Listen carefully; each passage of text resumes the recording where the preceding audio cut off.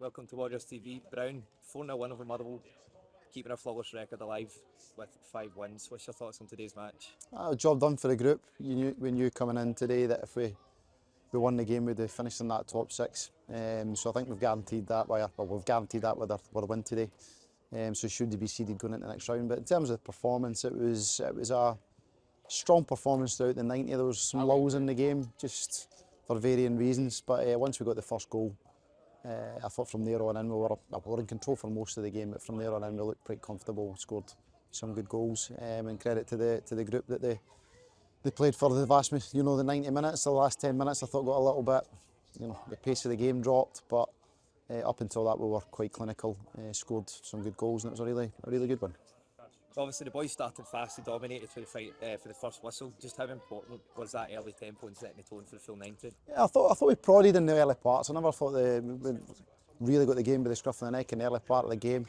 But after maybe 10-15 minutes, I felt after that point we might start to have more control of the game and look more threatening. And obviously the goals came, and from that point forward we were good. But some really good goals for different reasons, and as you said, it was a dominant performance from start to finish.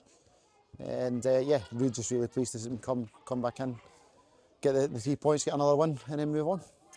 There just seemed to be a real hunger in the team. I thought even at 3-0 the team were still champing at the bit to get a fourth.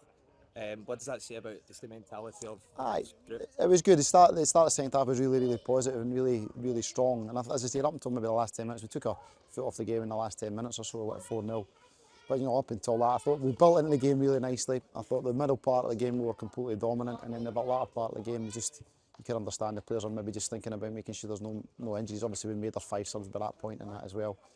So the tempo of the game did drop out, but there was a real spell in there where we were very quick, very slick, and scored good goals.